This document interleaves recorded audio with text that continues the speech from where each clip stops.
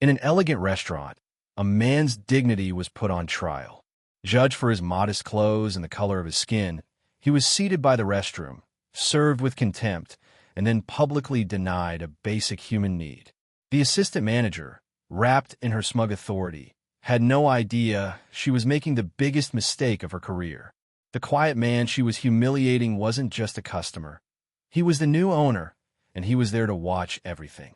This is the story of how quiet poise can be more powerful than loud prejudice. What do you believe is the most effective way to confront this kind of disrespect? Have you ever witnessed a moment like this? At an upscale restaurant in Savannah, a man walked in alone. He was dressed modestly, yet he carried with him a quiet confidence that seemed to part the air before him. What would unfold over the next hour was more than just an evening meal. It was a profound test of character, a quiet battle for dignity fought not with fists, but with poise. The smug assistant manager who greeted him saw only a man she believed didn't belong. What she didn't know, what she couldn't possibly imagine, was that the guest she was about to humiliate was the man who owned the entire place.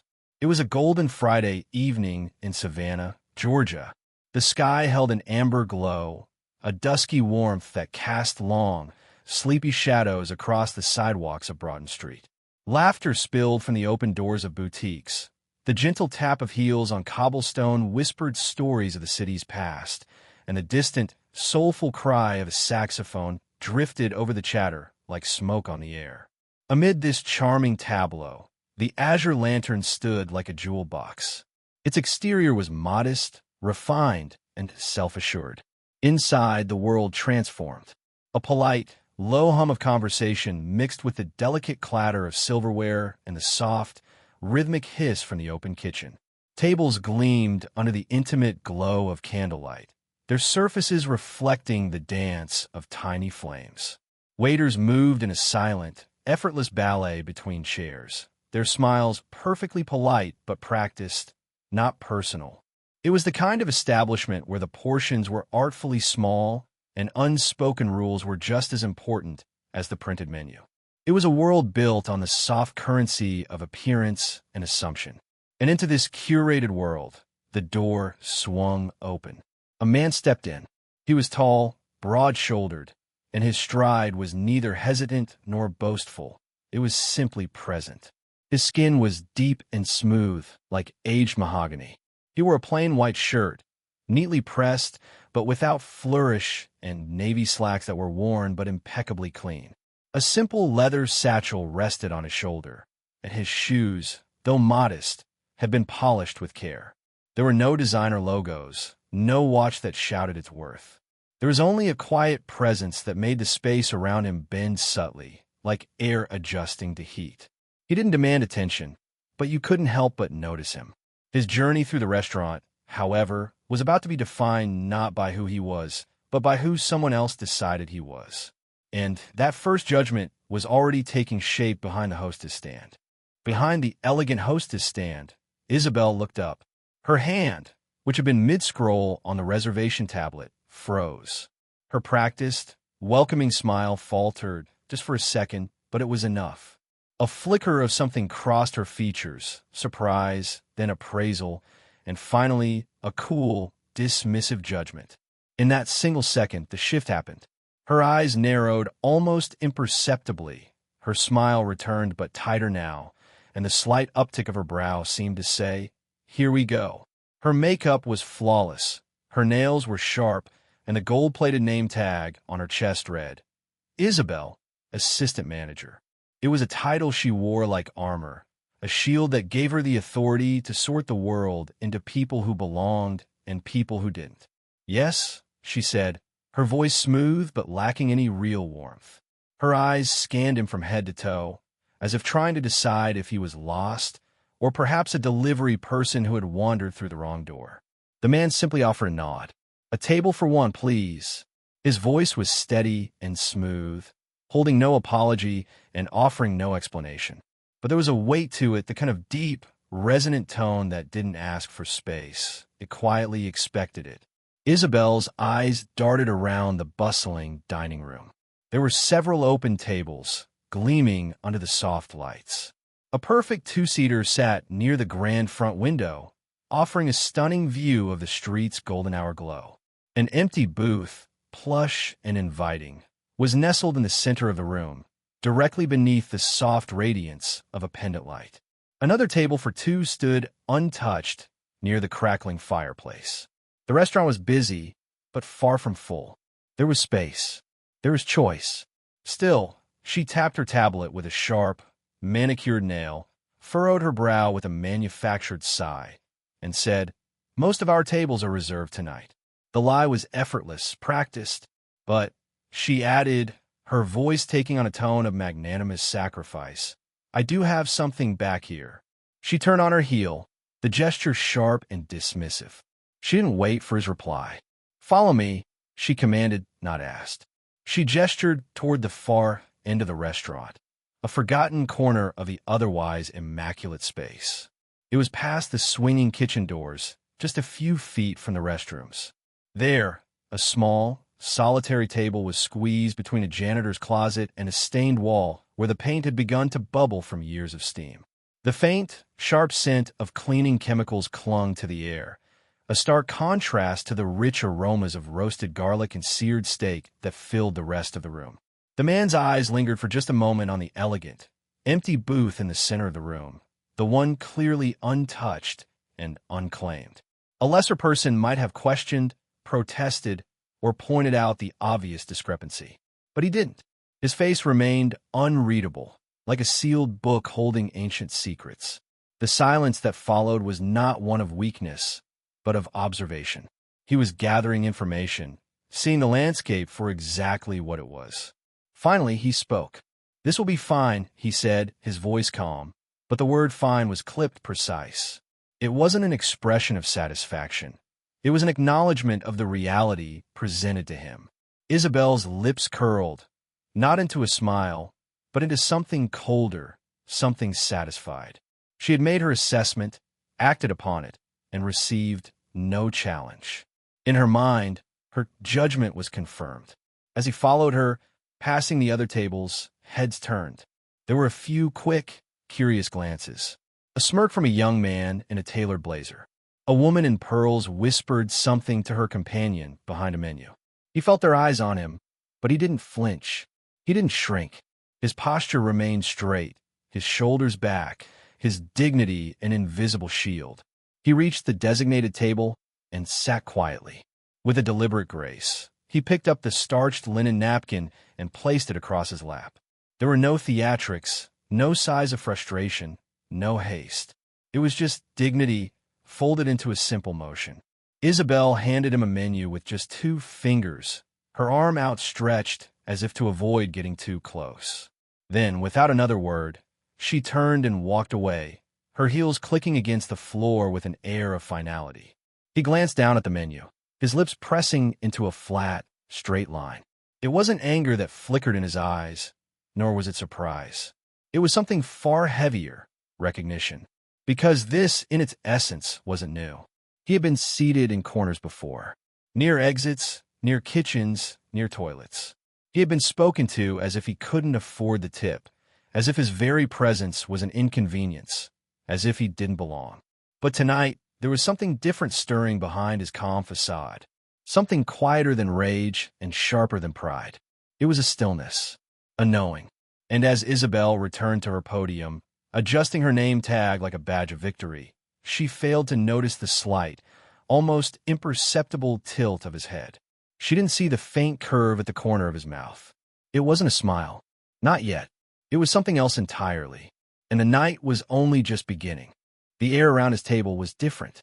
It was thicker, more stagnant than in the rest of the dining room. While the center of the azure lantern basked in a warm, amber glow, filled with the cheerful music of clinking glasses and soft, confident laughter, his corner was bathed in a sterile, pale light from a flickering fixture above. It buzzed faintly, a persistent, irritating sound like a trapped fly. The sharp scent of floor bleach from the nearby restroom door drifted lazily through the air, dulling the rich aromas of roasted garlic and seared meat that were supposed to define the experience. Every few seconds, the metallic clang of the kitchen's swinging door snapped behind him like a whip, followed by a gust of hot, greasy air.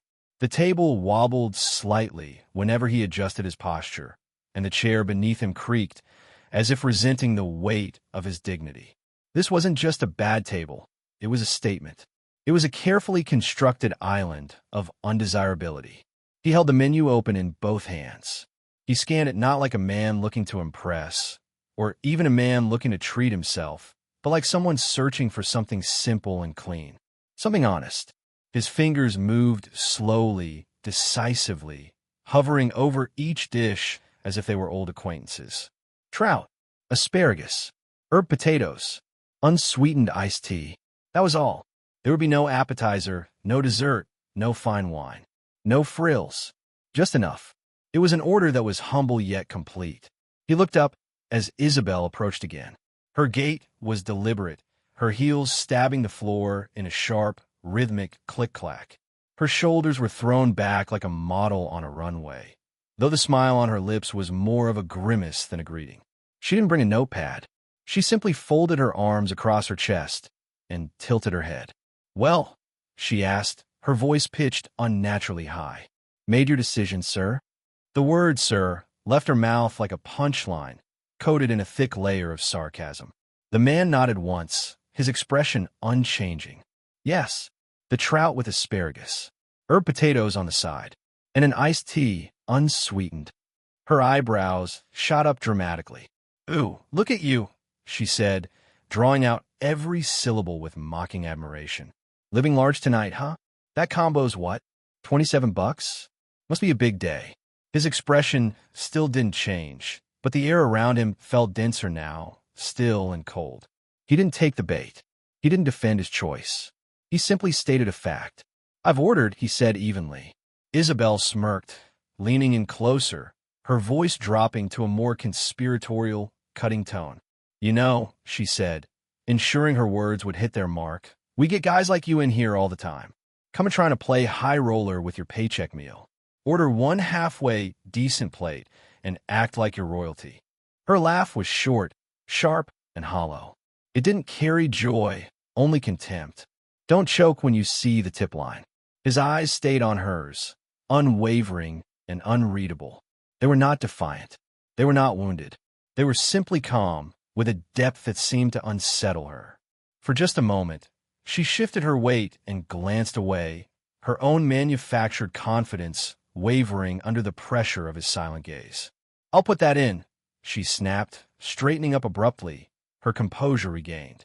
"Enjoy your splurge." She spun on her heel and walked off, muttering something under her breath that sounded like, "Bless his heart," but it was laced with a poison that twisted the kind phrase into an insult. He sat in the ensuing silence. His hands rested on the table, his fingertips lightly tapping in a slow, steady rhythm. Tap, tap, tap. It was like a clock counting down, marking the seconds until something inevitable. Around him, waiters floated through the room with their practiced ease, balancing trays of artfully plated entrees. Laughter rose from the nearby tables. A couple toasted with their wine glasses, the crystal ringing out. A child squealed in delight at a plate of sliders shaped like tiny stars. The world of the azure lantern moved on, entirely untouched by the quiet, brutal exchange that had just unfolded in its shadows. And in that moment, a powerful question hung in the air for anyone who cared to ask. How many times does this happen? How many quiet humiliations go unnoticed in rooms filled with light and laughter? When the food finally arrived, it came not with grace, but with force. The plate landed on the table with a dull thud. The silverware was tossed beside it like discarded tools. Isabel didn't even make eye contact. "There," she said flatly. "Bon appetit." The sarcasm on that last word was so thick it could have been ladled. And just like that, she turned and vanished back into the crowd of tables, leaving him alone with the evidence of her disdain. He looked down. The trout was dull, its skin listless and its edges curling like dead leaves. The asparagus lay in a limp, greasy tangle, pale and unappetizing. The potatoes were a clump of gray, mashed in haste and sloppily smeared across the edge of the plate. There was no garnish, no color, no pride. Compared to the vibrant, symmetrical dishes he had seen gliding past him to other tables, his looked like leftovers scraped from a buffet tray at closing time. It wasn't just food, it was a message, and he had received it, loud and clear. He reached for the napkin, unfolded it slowly, and placed it on his lap once more. Then he picked up his fork. He didn't sigh. He didn't shake his head. He simply slid the tines of the fork through the dry, overcooked fish and took a single, deliberate bite. He chewed slowly, methodically, as if memorizing the texture of every insult that had been baked into the meal. Then he took another. After the second bite, he set the fork down for good. The aftertaste lingered on his tongue, dry, metallic, coated with oil and contempt. His glass of iced tea, now half melted and diluted, sat untouched. The fluorescent light above continued to buzz, a monotonous pulse that seemed to sync with the growing tension in his chest. The nearby restroom door creaked open again, releasing a burst of cold air and that faint scent of industrial-strength lemon cleanser. He exhaled slowly, a long, quiet breath. Then, with the same quiet composure he had shown all evening, he rose from his seat. His chair scraped back with a sound that seemed much louder than it should have been in the charged silence of his corner. His expression was blank, unreadable, but there was a clear purpose in his movement as he made his way toward the main restroom. He weaved between the occupied tables, a silent, solitary figure. He could feel eyes grazing over him, some curious, some indifferent, one or two vaguely uncomfortable. But before he could reach the door, a voice sliced through the air behind him. It was shrill and authoritative, like a school bell punishing silence. "Sir," Isabel's voice rang out, loud enough to stop him mid-stride and draw the attention of several nearby tables.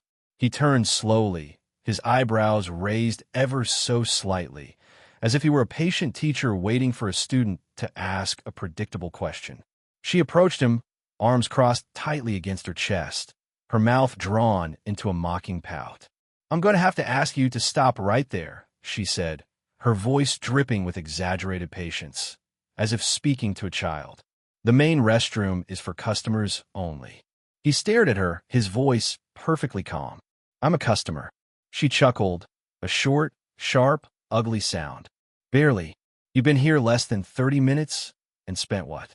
$20-something. She leaned in, her voice a low hiss. "We have a policy here, sir. Guests have to spend at least $50 to use that restroom." It was a staggering, blatant lie, delivered with the confidence of someone who had never been questioned before. He blinked once. "That policy isn't listed anywhere on your menu or at the door." "It doesn't have to be," she snapped, her voice rising. "It's company policy. Do you think we let just anyone use our facilities?"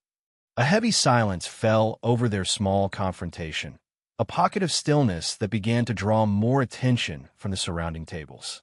The man tilted his head slightly, not in confusion, but as if he were double-checking the data from an experiment, confirming that this moment was, in fact, really happening. "So," he said slowly, his voice tightening just enough to betray a hint of the steel beneath, "you're telling me I cannot use the bathroom because I didn't order enough food?" Isabel didn't flinch. She saw his calm as weakness, his questioning as a sign that he was about to back down. "Correct," she said, a triumphant smirk playing on her lips. "But, lucky for you," she added, pointing with a flick of her wrist down a dim hallway. "There's another restroom in the basement. Use the service stairs by the back. It's next to the mop sink." The words hit like a slap, but one wrapped in the guise of corporate protocol. It was a public humiliation delivered with a polite, venomous smile. He was being sent away, relegated to the staff facilities, to the unseen, unglamorous underbelly of the restaurant. He looked at her for a long moment. His jaw was clenched, his nostrils flared just slightly. But when he finally spoke, his tone was still level, almost dangerously so. "Do other guests use the mop sink entrance?" he asked. "Or is that just for people like me?" For a split second, Isabel's facade cracked. The question was too direct, too sharp. It laid the truth bare. But she recovered quickly, scoffing and rolling her eyes. "Don't make this a thing," she hissed, lowering her voice. You people always want to pull that card. I'm telling you the rule. If you don't like it, take it up with someone who cares. He nodded once. It wasn't a nod of agreement, but of documentation. He was filing this moment away. Without another word, he turned and walked toward the back, toward the service stairs, as instructed. As he disappeared down the narrow, dimly lit hallway where the elegant floor tiles turned to stained cement, the restaurant grew quieter, as if it were holding its breath. A couple exchanged wide-eyed glances. A waiter hesitated mid-pour. Someone near the bar whispered, "Did she really just say that?" The basement restroom smelled of bleach and damp drywall. A single, flickering bulb buzzed above an exposed pipe that dripped rhythmically into a floor drain. The mirror was cracked, the sink was stained yellow, and a plunger leaned crookedly in the corner like a forgotten weapon. He washed his hands in silence. The water gurgled unevenly from the faucet, which groaned as if it resented being used. As he dried his palms on a coarse paper towel that tore apart in his grip, he caught his own reflection in the broken glass. He saw his face, fractured into a dozen pieces. But what looked back at him wasn't rage, and it wasn't pain. It was quiet, unyielding resolve. Because when a person's dignity is denied not once, but repeatedly, it doesn't dissolve. It sharpens. And when he stepped back into that dining room, it would no longer be as a man looking for dinner. It would be as the man ready to deliver a reckoning. When he emerged from the dim hallway, blinking as his eyes adjusted from the cold fluorescent light to the golden warmth of the dining area, there was an eerie quiet in his corner of the restaurant. Something was wrong. The sharp scent of bleach still clung to his shirt cuffs, but it wasn't the only thing that hit him. It was the absence, the emptiness. His steps slowed, then stopped. The table in the back, the wobbly, isolated table shoved beside the restroom that he had been assigned, was no longer there. The creaking chair he had sat in had vanished. The plate of food, untouched since he left, was gone. The glass, the fork, even the damn napkin had disappeared without a trace.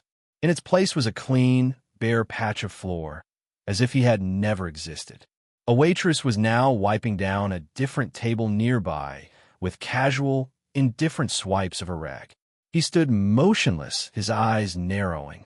The profound calm he had maintained all evening was beginning to crack at the edges, like thin ice under heavy steps. Then his voice came, low and steady, but with a dark edge this time. "Where's my table?" The waitress looked up, startled. "Oh, they cleared it. I think someone said you had left."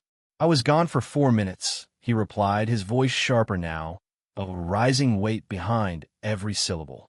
Just then, Isabel appeared from behind the host's stand, almost as if she'd been waiting for this very moment. Her heels clicked quickly on the floor as she approached, her lips already curled into that same condescending smile.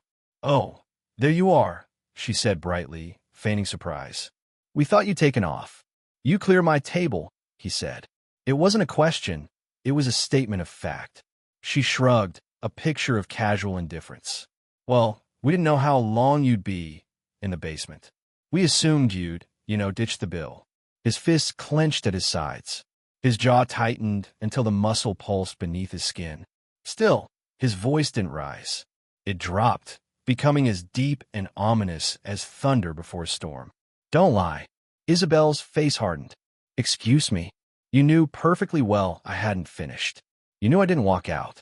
You watched me go down those stairs." She scoffed loudly, throwing her hands up in a gesture of exasperation. "Look, I'm not keeping track of every little movement of every guest who wanders off mid-meal. You left, we cleaned up. If you got a problem with that, maybe you should talk to management." "Oh, wait," she added with a sneer, "they're not here tonight." Something in his gaze shifted then. The calm that had held everything together began to fracture, not with shouting, not with chaos, but with cold, hard precision. He stepped forward once, just enough to shorten the space between them, and lowered his voice to something far more dangerous than a yell. "You made me sit in a corner. You made me eat garbage. You made a scene over a restroom. You threw away my food before I could finish it. And now you're pretending that was all just a mistake." Isabel's eyes flashed, her tone turning venomous. "Look, I don't know what kind of game you're playing, but I don't have time for entitled guests looking to cause drama. You ordered cheap, you sat in the back, and now you're mad because I cleaned the table you abandoned. Boo-hoo. Don't try to spin this like you're some kind of victim. I didn't abandon anything, he snapped, the force behind his voice finally rising, sharp enough to stun the nearby tables into silence. I followed your instructions. You told me to use the basement restroom like I wasn't good enough for the one everyone else uses. And the moment my back is turned, you erase me. Oh, for God's sake, Isabel exclaimed, raising her voice dramatically for the whole room to hear. You're making such a big deal out of nothing. It was a table. It was a plate. You got your food. What more do you want? For us to roll out a red carpet, too. The dining room had gone quiet now. The gentle jazz music playing over the speakers suddenly seemed too soft, too sweet for the raw, ugly scene that was unfolding. Diners had stopped mid-bite, their forks suspended in the air, their eyes darting between the defiant assistant manager and the quiet, immovable man. His next words didn't come quickly. He took a breath, a slow, deliberate inhale. One hand reached calmly into his leather satchel and pulled out a slim, black folder. His fingers brushed over its smooth surface as if he were holding something sacred. He looked around the room slowly, taking in the faces watching from every direction. Then his eyes locked back onto Isabel's. No, he said, his voice now devoid of all heat, leaving only an icy calm. I don't want a red carpet. He opened the folder. I just want my property to be treated with respect. Isabel scoffed, a last, desperate grasp at the authority that was rapidly slipping through her fingers. What the hell is that? A pre-written Yelp review. He didn't answer her with words. He simply held out a single page from the folder. It wasn't a crumpled piece of paper printed from a home computer. It was crisp, official, bearing a letterhead that was both elegant and imposing. Her eyes scanned the first line of the document. Her condescending smile slipped, then vanished completely. Her jaw went slack. She read it again, her mind refusing to process the words. This wasn't a complaint. It was a contract. This, the man said, his voice now cutting clean through the thick, silent air of the restaurant, is the signed ownership agreement. He paused, letting the weight of that statement land on every single person in the room. I bought this restaurant chain 2 months ago. Tonight, after finalizing the last of the paperwork at our legal office just across the street, I came here. As a customer. Quiet. Alone. Just watching.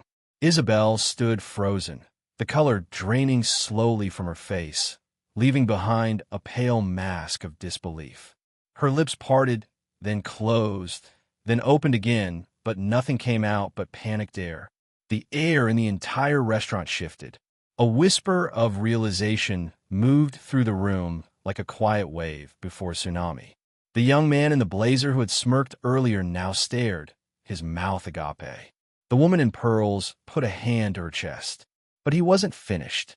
He held her gaze, his eyes burning straight through her carefully constructed facade. Now, tell me, he said, his voice level but carrying the weight of absolute authority, would you like to explain to me, the owner of this establishment, why you treated a paying guest like garbage? Would you care to elaborate on the company policy you invented on the spot? Or perhaps you'd like to clarify why you lied to my face to cover it all up? Isabel tried to speak, but the words wouldn't form. All that came out was a choked, stuttering sound. But you... She looked around desperately, as if searching for an ally, an exit, a way to rewind time. But there was no escape. The eyes of every diner were on her.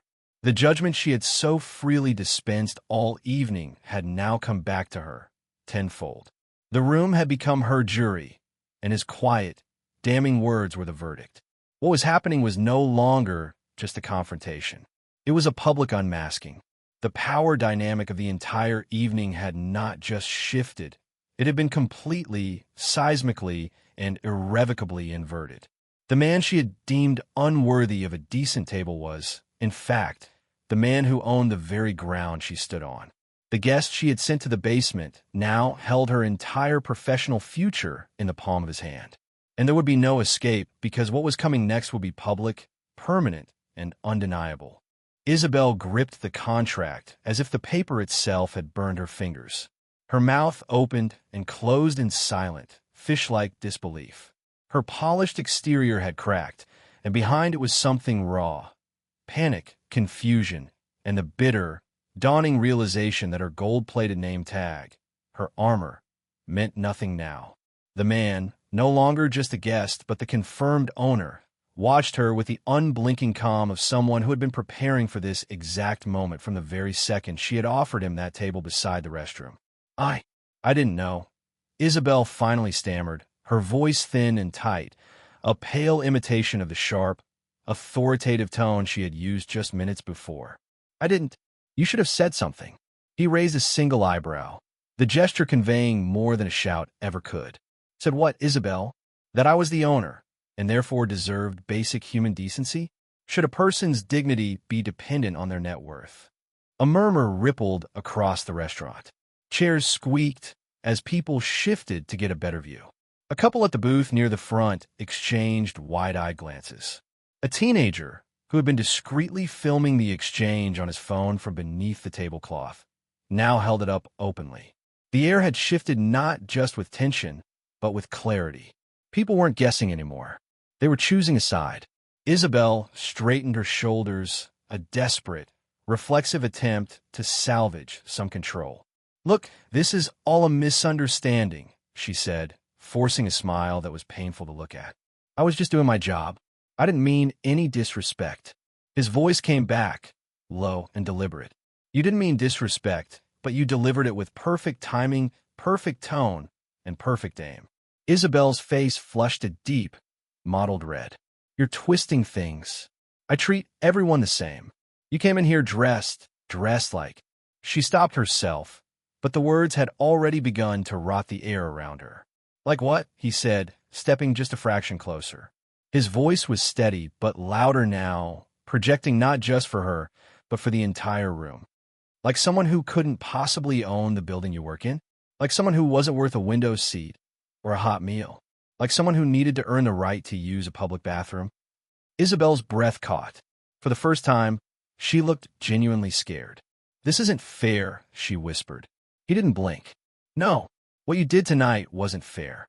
At that moment, the side door opened and the restaurant's general manager, a man named David, rushed in, summoned by a server who had witnessed everything. He looked between them, his eyes darting from Isabel's pale, panicked face to the man's calm demeanor and the folder still clutched in his hand. What's going on here? David asked, his voice tight with anxiety, already sensing the disaster. The man turned and handed David the contract. Your employee insulted me, lied about company policies, publicly humiliated me, and then threw away my meal after banning me from a restroom. David's face turned gray as he scanned the paper, his eyes widening in horror. Sir, this is real. Yes, it is, he replied. And she did all of that because she never thought I was worth knowing. Isabel's composure finally snapped. David, don't listen to him. He tricked us. He set us up. You set yourself up, the man replied, his tone sharp now. All I did was show up hungry. David looked at Isabel, his eyes wide with a mixture of anger and disappointment. Tell me this isn't true, Isabel. She sputtered. I was following policy. He made me uncomfortable. Another hush spread through the room. The word uncomfortable echoed, sinister in its vagueness. David slowly shook his head, his face etched with shame. Isabel, there is no $50 restroom rule. And you know it. Isabel looked stunned, betrayed. But David had already turned back to the owner. Sir, I had no idea. Please, accept my sincerest apology on behalf of this entire establishment. I'm not here for an apology, David, the man said quietly. I'm here to make sure this never happens to anyone else. David nodded slowly, understanding. He then turned back to Isabel, his voice trembling slightly with anger. Please take off your name tag. What? She gasped. You're firing me? You did this to yourself, he said flatly. Hand it over. Now. Her fingers shook as she unclipped the tag, the gold gleam trembling in her palm. She held it out to him as if it weighed 100 pounds. He didn't take it. David did. She looked around the room, as if expecting someone, anyone, to defend her. No one moved. No one spoke. The judgment she had delivered all evening now hung around her neck like a stone. As she turned and stormed toward the exit, her face a mask of fury and shame, a single person near the bar began to clap. Just once. Then another person joined in. Then more hands joined, the sound awkward at first, then growing louder, fuller, a wave of communal approval. Not for her departure, but for the quiet, dignified man who had refused to sit in silence. The clapping subsided, fading into a stunned, reflective hush. The owner didn't bask in the moment. He stood calmly, one hand resting on the back of a nearby chair, his other still holding the slim black folder that had flipped the balance of power. Isabel was gone, but the memory of her smirk, her tone, and her venom still lingered in the air like smoke from a smoldering fire. The video of the incident, uploaded by the teenager at the corner table, was already beginning its silent, inexorable journey across the internet. But the owner didn't speak to the media when they called. He didn't file lawsuits or call for boycotts. He didn't seek vengeance. Vengeance was loud and fleeting. He was interested in something quieter and more permanent. What he did instead was this. He returned to the Azure Lantern the very next evening. He wore the same simple shirt, the same clean slacks. He carried the same quiet strength. He asked for a table for one.